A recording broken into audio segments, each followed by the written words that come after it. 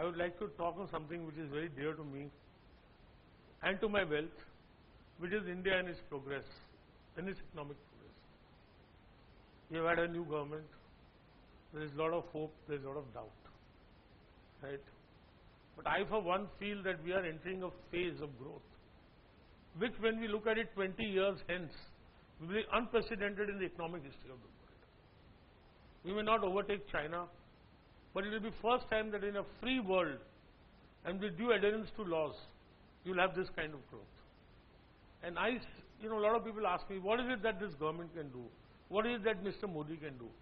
I said that nothing must be done. The vegetables are there, the masala is there, the oil is there, the gas is there, the vessels are there. He only wanted somebody who could cook, who is the catalyst. And as I look at India, what is India? India is chaos. Growth in history has never come out of order, it has come only out of chaos. America was and is still chaos, right? And if you look at it, we have all the ingredients of growth, whether it is the skills that people want, the demographics, the natural resources, the democracy which ensures slow but long-term growth, or growth which could run over centuries. I think all of that is there. This has been created by history. It is created by mistake. You cannot change the culture of India. You cannot change the skills of the people. And the skills does not only belong to those who are resident abroad. It's genetic. Indians are the most diabetic prone people in the world. If you are of Indian origin, whether you live in Germany or you live in India or you live in France or you live in America or you live in Mauritius, you are the most diabetic prone race in the world. So therefore I think Indians are genetically diabetic prone. That's why I think Indians are genetically skilled people. Most countries in the world, or all countries in the world, have had the biggest growth during the most favorable demographics in their demographic evolution. What was the baby boomers in America? What is the challenge facing Russia today? What is the challenge to Europe today? What is the challenge to Japan today? It's demographics. 25% of the world's workforce in the next 20 years is going to come from India. I think democracy is extremely important, and we have a deeply entrenched democracy, right? And I think we have vast natural resources. Oil is found in basins. We struck in Assam in 1879, we are still finding oil.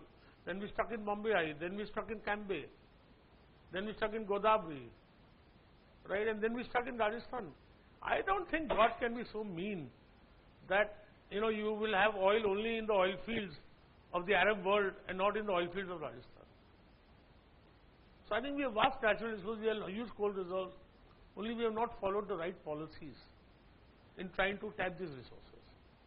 And it is demonstrated that in India, if you change, we had the fastest telecom revolution of any country in the world. Once the government, made policies which were suitable for growth. So I think there is going to be huge cooperation. And a person was saying that, you will think of the consumption needs of 125 crore people. Right? The biggest problem in a lot of places is demand. So I remain extremely bullish economically on this country because of factors which are irreversible, and the election of this government is nothing else but the maturing of Indian democracy. I don't think that even Mr. Narendra Modi in his dreams knew in December that he'll get 282 seats. Right? But people wanted development. He's made a very important role in his speech in Parliament. That at least now development, states are competing to have better development. Right? So I see India, I think if you think that India is not going to grow 9 to 10% post say 2017, 18, 18, 19 for a decade or two, I think you are very bearish. That's my prediction. I reserve the right to be wrong. And as far as markets are concerned, in a country in which you save $600 billion a year, you don't invest $6 billion in equity. In America, 30% of savings flows into stock markets. This 600 billion is going to be 1 trillion by 2020-21. In 1993, 17% of savings came into the stock market. In 2007, 11%. If 10% of the savings is to come, the stock markets are going to get $100 billion a year, local money. So mathematics is a science, is not an art. This has all happened, right? And we have created the institutions, whether regulation, whether the institution tap the money, whether the mutual funds, the insurance. So I see no reason why India will not grow and why stock markets will not boom. Again, I reserve the right to be wrong. And now this is the reason why I am very plain and simple reasons. And I am no economist. I am Rakesh Jhunjhunwala, Share Bazaar, Road Shop. I only know common sense and whatever little I read. And then he has asked me a question: how do I analyze an investment? A lot of people think that I have an investment philosophy. I think I'm too young to have philosophy. You'll find most investors have white hair, right? And they get better with time. And therefore, the quest to learn is a journey and not a destination. So I think rather than saying I have a philosophy, I think I have an investment approach or a thought. The first thing I look at is opportunity. Without opportunity, there can be no economic activity, and without economic activity, there can be no profitability. For example, when I look at Colgate, I look at the present demand for toothpaste in India and the potentiality for the growth in demand for toothpaste. Infosys became Infosys partly because of what Infosys was. But Infosys also became Infosys. Well, Infosys did not create the internet, or Infosys never foresaw the explosion in the use of information technology. But that was one of the key ingredients and reasons why Infosys, TCS, Wipro and other software companies were successful. Why? Because the opportunity just expanded. Right? So I first look at opportunity. If you look at, I made a lot of money in a company called Praj. Why? Because they used to make ethanol plants. The opportunity for ethanol just went through the roof. So first thing, I look for opportunity. Unfortunately, I think retail is one industry which has one of the highest opportunities in this country. And I call it external. You can do internal things to create demand, but it is too taxing, and that's not the favorite place where I want to invest. I want to invest where demand actually exists. Then this is a very important part of my investment. I invested in Rallis. I made a large investment because I think there is no question that the usage of pesticides and seeds and all other agricultural inputs has to go through the roof, because you cannot increase food production without increasing productivity. And this is one of the only means of increasing productivity. One of the main means. So the opportunity for Rallis is going to go through the roof. Then I look at competitive ability. In a capitalist society or in a free society, you cannot make profits just one opportunity. You got to be competitive, you got to be profitable. Those profits can be driven by technology, they can be driven, I think culture is very important in a company. They can be driven by culture. They can be driven by barriers which could arise because of maybe taxes, location, capital. So I try and try and understand a company and zero on in its competitive ability or what it already has in relation to the opportunity and the price. Third, what I look at is, my friend said that should I invest in large cap companies or small cap companies? I said no, we should invest in the small cap companies which will become the large caps. What do you need for that? You need scalability. And believe me, I saw Maruti car, it said when I grow up, will I be a Mercedes? I think they're prophetic words. How does a small organization grow into a large organization? Right? When I invested in Titan at 500 crores, I made a lot of money partly because Titan today is an 11,000 crore company. And great are the challenges of scaling, capital, ambition. Especially small organizations I've seen, entrepreneurs don't want to give up control. They don't want systems, they don't want processes. They still want to work on intuition. Right? So therefore, I think working on intuition up to a point is extremely important. Right? But you've got to have some systems and processes. They don't want to delegate power. Opportunity may be limited. Competitive intensity may be very high. So it is very, very important to judge whether the company will be able to scale. I call it scalability. Then of course I look for management, and then how do you find out whether you have good management or not? First thing I see is, let's say no in the market, does the market play the market? Does the management play the market? And then in one meeting or two meetings, it's really difficult to judge.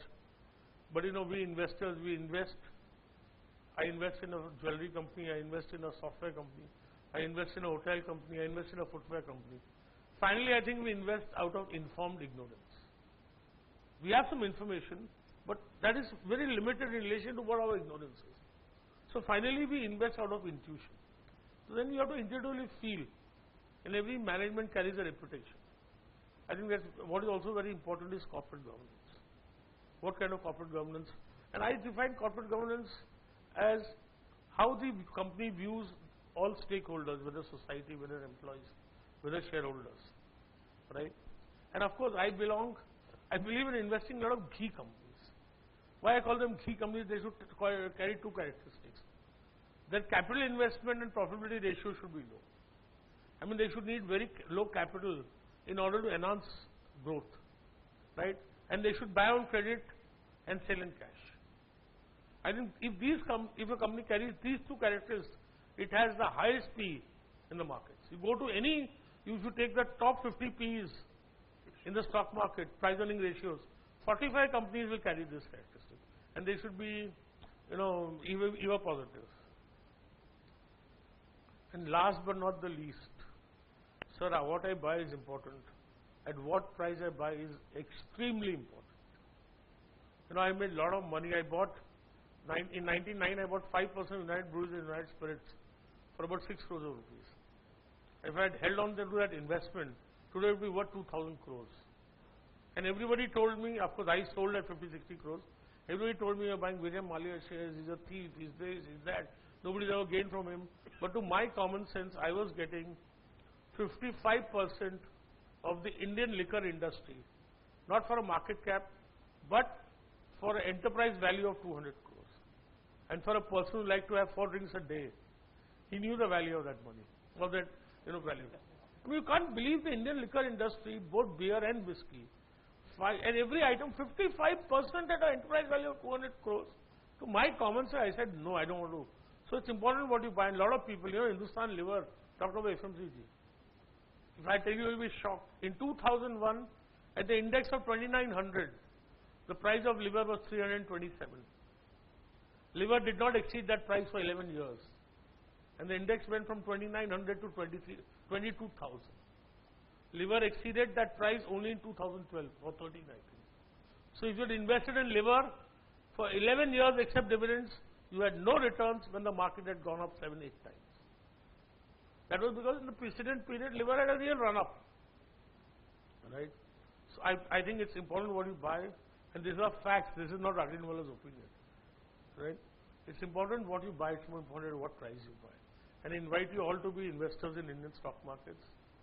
I think you will make far more money, and I think everything in life is a matter of attitude. Normally I used to go to Jeffries in the evening, and there I used to have a drink. So a lot of people would trouble me, what tips, and I'll tell them, no, please let me there. Some pretty girl comes, I can't say no. So some pretty female came, she asked me for a tip. I gave her, she said, how much will it go up? I said, it will double in 3 years. Only double in 3 years? I gave her the address of the race course. Right? So therefore, I look at it, I thought in life so many times, why should I not invest outside markets? Or why should I not run a business? I want to tell you, forget what market has given. Market has given 18% compounded return from 1985 when I joined the market. But where in the hell do I get 15 to 16% tax-free return? My money lying all with Standard Chartered. I bought a property, I want to sell shares worth 100 crores. I don't have to go to a broker, saab kya bhav hai, find, in the morning, take, 10 days I had 100 crores. So ease of liquidity, right, ease of borrowing, you can borrow against securities, and 15%, I mean return in India cannot be below nominal GDP growth. Yeah. Economy is going to be 1.5 times nominal GDP growth. Right, so I invite all of you all, not with an expectation of I get double, treble and all.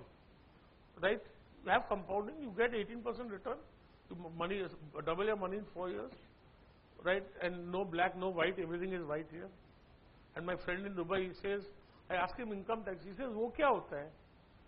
So I also tell people when they ask me income tax, I say, "Wo kya hota hai?" So the stock market dividends are tax free. Long-term capital gain is tax free. Of course, trading income, which most of you all will not do, is tax with normal income. So I invite you all to come and join our markets. We'll have a party.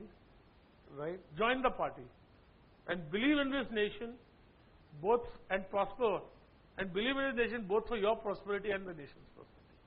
Of course, I will seem as if I'm talking like a politician, but I'm not. And it was interesting to read there, what is the retail for inclusive growth? I hope all this is not part of your CSR spending, huh? Right? Now when I come to retail, I think the opportunity is unbelievable. I mean, I don't know, $500 billion is the retail market in India, and organized is what, 8%? Yeah. So if that, I just calculate like this, that 500 will be 1 trillion, and we investors always calculate this, and 8 will go to 20. So say 500 by 8 is 40 billion, and 20 in 1 trillion will be 200 billion. So I'll be disappointed if you don't are not 5 times the size in 5, 6, 7 years. Yeah. So I think that's the opportunity. It's unbelievable. Then I feel that, but the problem is that the gestation periods are long. Any retailer to become profitable, the courtship periods are really long there, right? And then all of the courtship don't end up in marriages. So we don't know finally what will happen to the retailer. Then the third part also is, I think, but the opportunity is going to be there for a good period of time. What I also feel is that the competitive intensity is going to go up. And it's a very peculiar thing that retailing is at a national level in each country a consolidated business. But internationally there is no great retailer. I mean, Aldo in Germany is, you must have heard of Aldo in Germany. I don't know whether you've heard of him or not. Aldi, I don't know what the exact name is. Then you have Tesco in France. Carrefour in France, Tesco in Britain. Of course, you have Walmart and so many other dealers in America. But none has been able to dominate the world.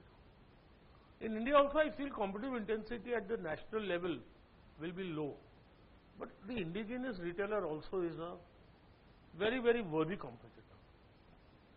And one thing we got to say, and Bhaskar Bhatt told me this, and I agree with him, that unless and until retailers are really, what is organized retail able to give a consumer? Able to give them comfort, give them choice, right? But are your costs lower than the indigenous retailer? And that can only come either if there is an excess investment of capital, right? Or if you bring down the supply chain costs. I don't think that extracting discount from Hindustan Liver, is not benefiting anyone in the end really, right?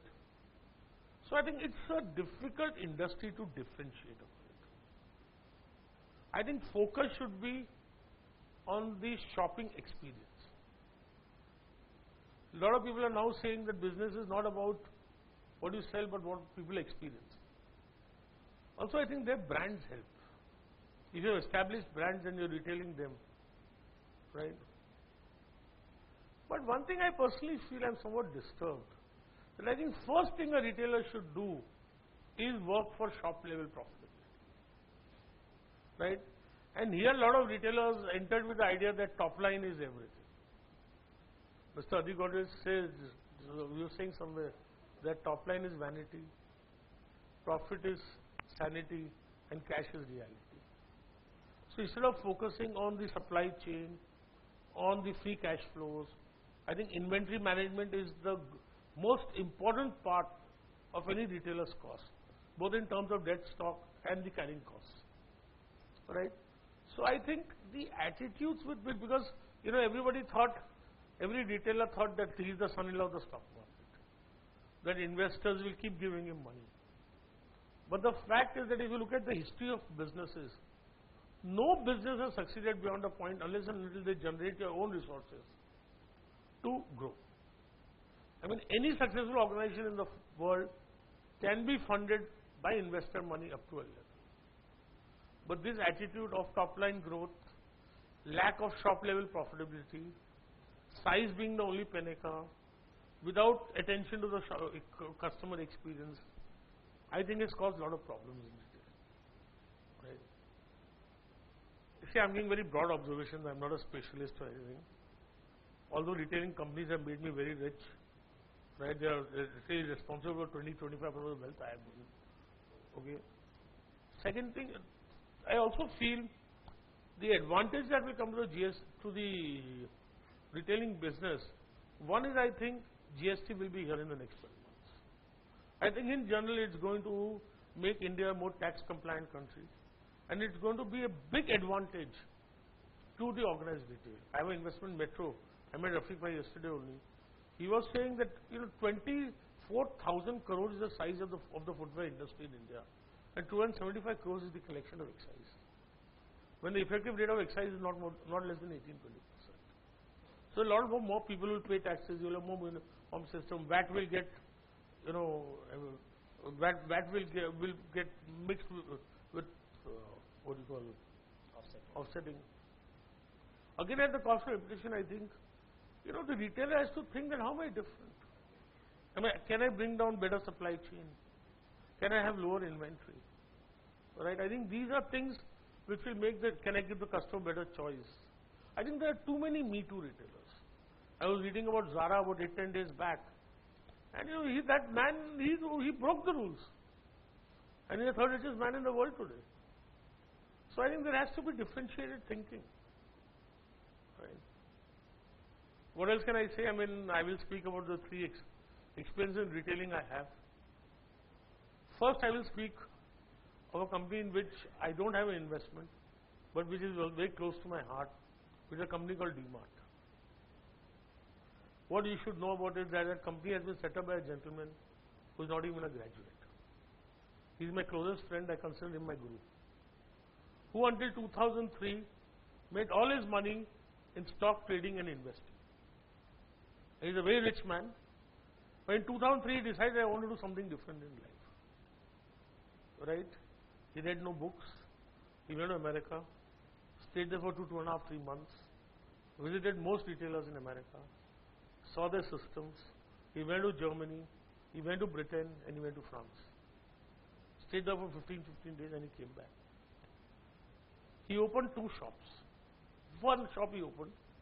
DMart today has about 75 shops. The turnover is about 4,000 crores. He's growing at about 25% a year. Each shop is owned by him. Out of 75, 70 is owned, maybe 4 or 5 are rented. I think he must have invested 600 crores of his own money. But he worked on the floor shop. I have seen him carry goods from when he was at least worth 1,000 to 1,000 crores from the godown to the floor shop, deal with customers, go and meet suppliers, go to their factories, himself negotiate with the large brands. He set up a model. He has only one attitude. Every product in my shop has to be at least 5% cheaper and of as good quality of any retailer within a 10-kilometer radius. How does he manage? He doesn't pay rent. His overheads are extremely low. Right? Except from the top executive offices are not air conditioned. All these shops are. Right? He uses top-side technology. His inventory cycle is 1 month. He carries just 1 month inventory. He pays every supplier on dispatch. There is no credit period. But he extracts good discounts from them. So what he is doing, he is extracting, by not having any rent, he is saving 7 to 8%. By simply paying people on time, from the indigenous people, right, he is able to extract at least 2.5, 3% discount. Out of that 10%, he is passing on 5%. You know what his target for ultimate profitability is? 5% pre-tax. For a person, when I went to, I used to laugh at him. I said, "Kya tu baniya ban hai?" No, we have the baniyas in Bombay, we call them. They sell all the groceries to our house. I said, "You want to become a grocer?" I didn't realize, but when you think of that model, it's unbelievable. To be set up by him, and I think, I was just reading in the Business Standard today, that retailers have lost, how much, from 17,000 crores since inception. And he lost money the first 3 years, he's profitable after that. And now he's got a CEO who's 42 years old, he doesn't spend more than 3 hours a day on DMart, his shop. It's unbelievable. I can write a book about his creation of DMart. And I feel so proud, he's my friend and he's also my guru in life. Then of course, I think if you all want to learn, you must study DMart. right? Both entrepreneurship and retail. Then of course I'll talk of Metro. I'm invested in Metro. First of all, although Metro did not have a very good past, I've never seen a more law-abiding organization. I mean, if there's an excise notice, Mr. Rafiq Malik pisses. He is so particular about everything. And how did Metro evolve? See, you had the family show. You know, you had this particular Khuja community who were doing retailing in shoes. Now, this gentleman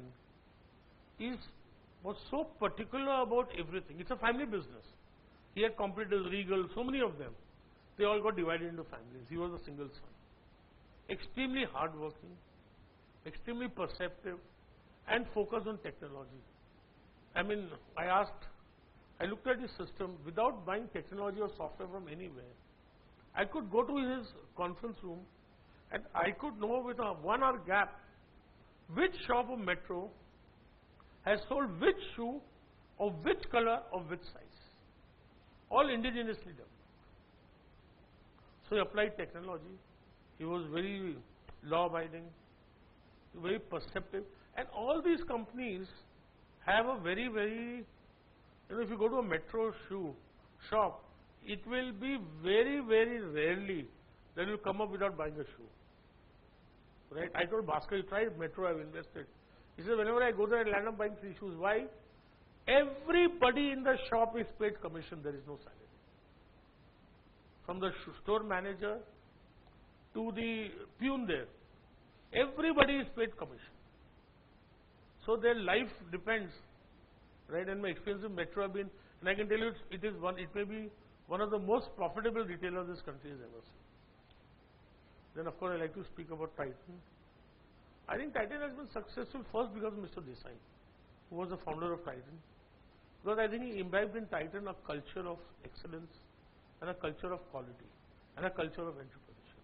Of course, he had no financial sense. And because he didn't have financial sense, Titan ran into a lot of financial trouble. Right? I hope I'm not boring you.